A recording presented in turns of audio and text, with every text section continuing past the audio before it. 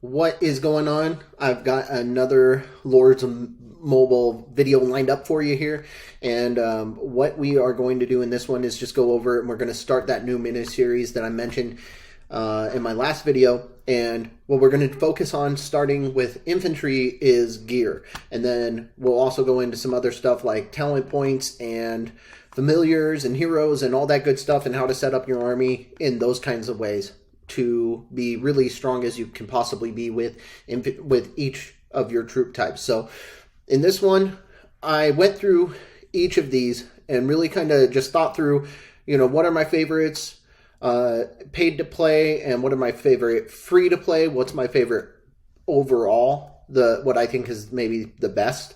And this is just one opinion, but it kind of aligns with common sense if you're looking for an attack feature, right? So if you're looking to boost your defense or boost your HP, your health on any particular troop, this is definitely not the path for you. This is all about attack, attack, attack. So, that's a stat. So it doesn't matter if we're talking about defending yourself against somebody attacking you, or if we're talking about attacking someone else.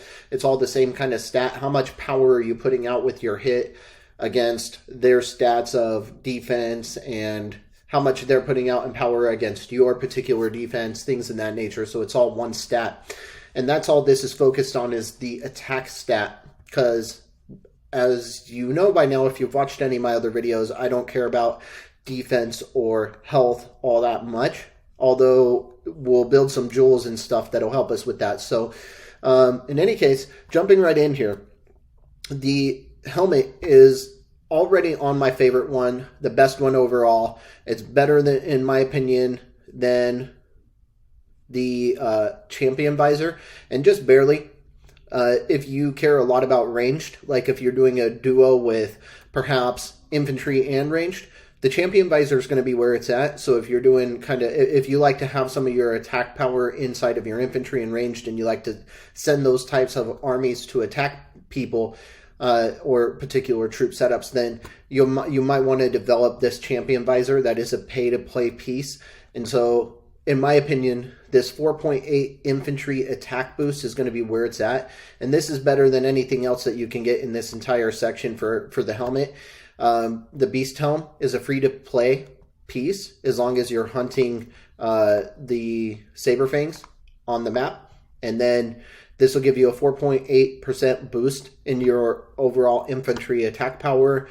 I love this piece. Going on to main hand, we're talking the infantry attack is 3% here. Oh, the champion blade. Okay, so the champion blade is, in my opinion, the best overall. So on top of your infantry attack at 3.2, you have this army attack, so your whole army will get another 2.4, and that's infantry, ranged, siege, cavalry, all of it, and maybe even your heroes. I'm not quite sure about that, but in any case, you have your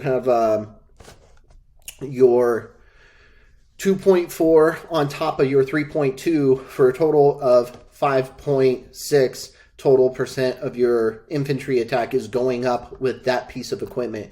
And then I currently have the Terror Lash, which is 4.5, which is still not the best even with free-to-play. The best free-to-play is way down here, where I don't have all the pieces for it just yet. But it's the infantry attack boost of 5.2, and then it also increase your army defense a little bit on top of that. But to get that Ghastly Cane, you're going to need to fight Cottage Roars on the map, and I do not have enough pieces to put together even the white version of that yet. Whereas on the Terror Lash, I can get up quite high, and in fact have gotten quite high. Obviously not to gold yet, but in any case, that's where I'm at with my main hand. The champion blade is the best overall. I currently have Terror Lash, and the best for free-to-play players is going to be this Ghastly Cane, so you're going to want to hunt more of those Cottage Wars if you're a free-to-play player and you're looking to boost your infantry attack overall. Now, going on to the armor, the best armor overall, in my opinion, is this Champion Mill, because you get your whole army attack of 1.5 plus 4.8 infantry attack for a total of, 6.3. So Whereas here you're getting 5.6 on the Terror Shield, which is the best free to play. And those are kind of the two that you might want to go after if you're a pay to play player and you're looking to get that extra little boost. This does whole army attack, whole army defense, whole army max HP up, plus the infantry attack. And look at that, reduced upkeep. So that's kind of nice if you're also maybe looking to be a bank with food and that sort of thing and still have soldiers. I actually don't think that's very valuable pretty much at all, but the rest of it is. So the Terror Shield is the best free to play, and the Champion Mail is the best pay to play and best overall with the Champion Mail. Now, with my offhand, so I have Call of the Deep equipped because I haven't done any of the pay to play, and I still don't even have the best as far as the free to play. The best free to play, let's see, what was that? That was Eerie Lantern. The Eerie Lantern, where are we here? Eerie Lantern, here we go. And I believe this is more Cottage Roar stuff. Yep. And I don't have the equipment built necessary to build that up, and certainly not to any kind of significance. Ooh, look at that. Maybe I was mistaken. Where'd it go? Oh, there it went. I'm like, wait. Okay, so in any case, certainly not enough to build it up to anything significant where it'd be really, really useful, but that's the best free-to-play. In any case, the best pay-to-play or the best overall is this Champion Light, and then that's going to give you 5.5 on your infantry attack overall, whereas the free-to-play is going to give you 4.8, so you're going to get a little bit more out of the pay-to-play with the Champion Light. And then the Champion Lamp kind of is more like the free-to-play Eerie Lantern, where it's 4.8. So, you know, that's kind of where it's at with offhand. And then with legs, you got the Champion Stride, which is the best overall right there. You got your 6.4%. And then I've got Storm Tasset, which is the next best with free-to-play. And you're looking at a difference of 6.4 versus 4.8. So you're getting more than... you're 0.4, you're 0.4 off from a full 2% higher with the Champion Stride. So, I mean, that ends up being significant if you're talking way up here where it's 56%. If you can get it to Mythic versus 42%, that's a pretty significant difference between the two. So I like to get these examples down here at the white grade instead of up at the Mythic grade. And that's just common grade, I guess we'll call it. But, I'd rather view it at the common grade just so I can see the small differences and then the big differences up at Mythic. So in any case, on this one, you got your Champion Stride is the best pay to play, and it is significant. I mean, 6.4, and then when you're jumping up 56% overall, that's nothing to sneeze at. That's a pretty good amount of infantry attack to go up, and that's just off of the common grade, the white common grade. So, and infantry attack, again, 4.8, still nothing to sneeze at. And when you get up to Mythic, 42%. So that's also very, very good. And, I definitely recommend building this up as a free-to-play player.